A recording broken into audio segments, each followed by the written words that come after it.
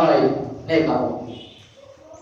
সম্মানিত মুহতারাম হাজিরিন, এই তিনটি বস্তু সে কবর পর্যন্ত নিয়ে যায়, কবরে নয়, কবর পর্যন্ত নিয়ে যায়।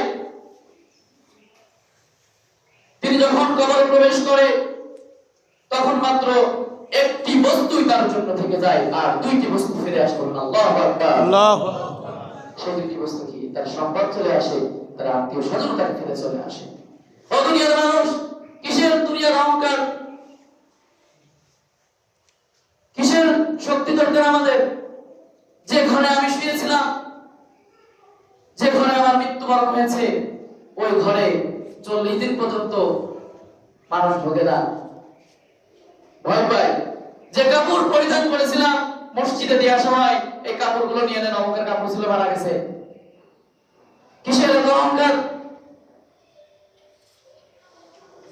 যে দুনিয়ার মায়ায় পড়ে এত কিছু অর্জন করেছি, কোনই কাছে আসবে না। ওই ঘরে হুজুর নিয়ে যে দোয়া দরুদ তাসবিহ তাহলিল না পড়া পর্যন্ত ওই ঘর মানুষ ঢুকতে ভয় পায়। যেখানে গোসল দেওয়া হয়, সম্মানিত উপস্থিতি, শিক্ষা রাখেন, যেখানে গোসল দেওয়া হয় সেখানে গরুর কাটা দিয়ে রাখা হয়। গরুর কাটা দিয়ে রাখা হয় না? বলেন, গরুর কাটা দিয়ে রাখা হয় যেখানে গোসল দেওয়া হয়। ওই পানি মানুষ ছুঁতে চায় না। আমরা এত নিকৃষ্ট হয়ে গেলাম, মানুষ মৃত্যুর পরে প্রথম যেটি হারায় সেটি তার নাম।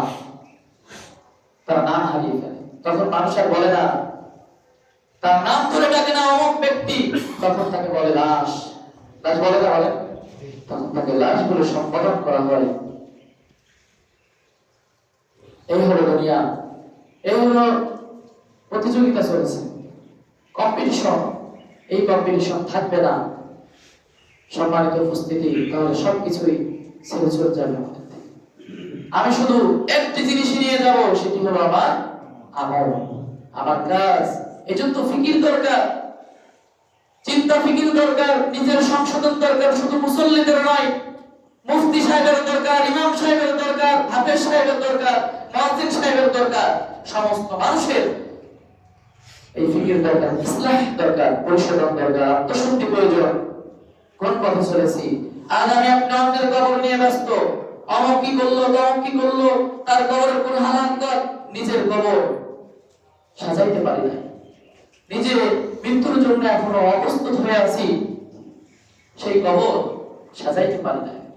ও দুনিয়ার মানুষ, ওই কবরে তোমাকে আমাকে একাকী যেতে হবে, আমার আপনার সঙ্গে কেউ যাবে না। আমি আপনি আল্লাহকে কেমন ভাবে ভয় করি, আল্লাহ